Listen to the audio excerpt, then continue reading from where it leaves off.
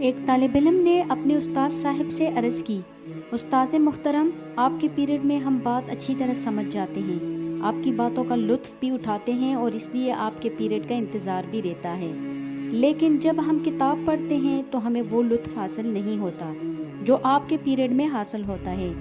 استاد صاحب نے فرمایا، شہد کی مکھی شہد کیسے بناتی ہے؟ ایک طالب علم نے جواب دیا، پھولوں کے رس سے۔ استاد صاحب نے پوچھا، اگر تم پھولوں کو یوں ہی کھا لو تو ان کا ذائقہ کیسے ہوگا؟ طالب علم نے جواب دیا، کڑوا ہوگا۔ استاد صاحب نے فرمایا، اے میرے بیٹے، درس اور تدریس کا شعبہ بھی شہد کے مکھی کے کام کی طرح ہے۔ استاد شہد کی مکھی کی طرح لاکھوں پھولوں، کتب، تجربات، مشاہدات کا دورہ کرتا ہے اور پھر اپنے طلباء کے سامنے ان پھولوں کے رس کا نچوڑ میٹھے شہد خلاصے کی صورت میں لا کر رکھتا ہے۔ اللہ تعالیٰ ہر اس شخص کی حفاظت فرمائے جو انبیاء کے اس کام سے تعلق رکھتا ہے۔ ہمارے ہر استاد اور استانی کے لیے سلامتی ہو۔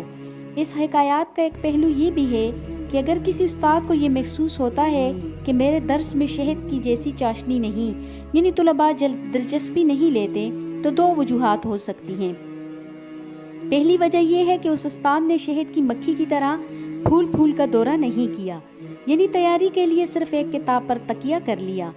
دوسرا یہ کہ شہد کی مکھی کی طرح اس استاد نے پھولوں کا رس نکال کر شہد بنانے کے بجائے طلباء کے سامنے کڑوے پھول لا کر رکھ دیے، یعنی جیسا کتاب میں پڑھا تھا ویسا کا ویسا طلباء کو سنا دیا۔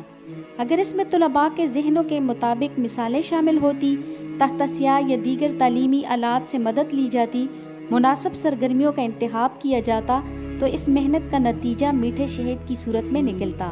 استاد کا کام شہد کی مکھی کے کام کی طرح سخت اور تھکا دینے والا ہے، لیکن اس کا نتیجہ بھی شہد جیسا لذیذ اور شیرین ہے۔